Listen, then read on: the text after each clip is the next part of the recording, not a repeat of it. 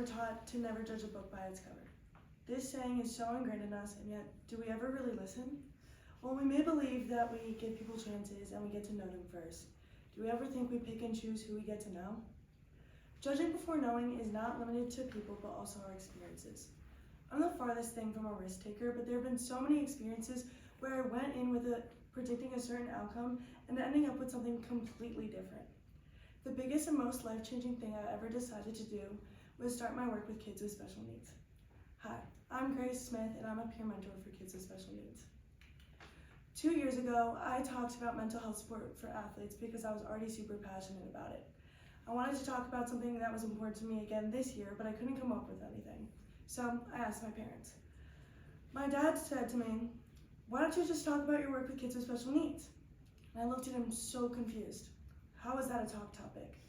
He said, "I don't know, aren't these supposed to be about something you're passionate about? Talk about like the secret to working with kids with special needs." And all I could think about when he said this to me was, there was no secret. It was just easy for me. When I first started, I was nervous. I didn't know if I was going to be able to handle certain situations or if the kids were going to like me, but I was so surprised to find how easy it was. And it even got easier the more comfortable I got with it. Whenever I talk to people about possibly wanting to become a special education teacher, I get the same responses. "Oh, I could never do that." "That's amazing. That takes a very special type of person," which shocks me because I don't think of myself as a very special type of person. But granted, there is something to be said about a person's patience level, but I really don't find it that hard. There's two realizations I made that made it much easier. One, the concept of special needs. Special needs is a broader term than it's perceived. It's commonly taken as anyone with any type of disability, whether it's physical, verbal, learning, and more. The terms needs and disabilities are also very vague.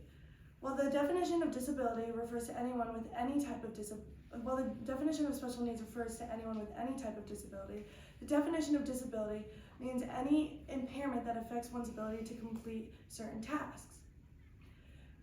But when we talk about special needs, we think of a very specific person with very specific needs or impairments. When I realized that these descriptors had different meanings than I'd been using them, it changed my perspective. Everyone knows of the autism spectrum. When I think of needs, I make my own spectrum. This allows for me to see everyone as equal. The spectrum I've created in my mind ranges from disabilities, whether it's physical, nonverbal, autism, depression, Down syndrome, to dyslexia, anxiety, depression, to even being bad at math.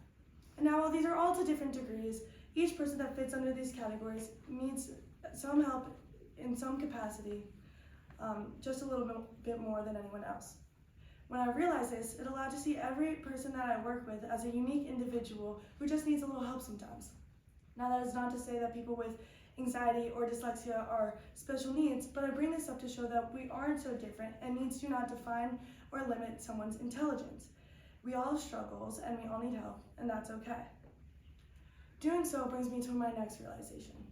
Once understanding that kids or people that we categorize as special needs are genuine people too, you are overwhelmed with compassion. So when people say, "Oh, I would never have the patience to do that," I think everyone does. I think of it as if someone with anxiety was visibly stressed, or if someone with dyslexia was asked to read something aloud, you would never start yelling at them or get frustrated at them. You understand that they're trying their best and it's not their fault. Now, with that same lens, when working with kids with special needs, you never feel the need to yell at them or get angry at them. Yes, situations can be frustrating, but you never feel angry towards them. As you get to know someone with special needs, you get to learn their personality just like anyone else. Like Zoe, who has taught me many different sign language signs. She loves the color yellow, Disney, unicorns, and telling people I love you. The one commonality I can find between all the kids that I've met through my volunteering is that they are the kindest and most genuine people I've ever met. Imagine a group of people being grouped together for one thing they have in common, yet are so completely different at the same time. But you realize they don't care. They don't care about people's differences or others' judgments. They're just friends with everyone. Honestly, I think they have more friends than me. These two are, These two aspects have allowed me to grow comfortable with my volunteering and those around me. These understandings have taught me and given me incredible qualities. From Zoe, I've learned compassion. From Riley, I've learned to live in the moment and that dancing always makes you feel better regardless of who's watching.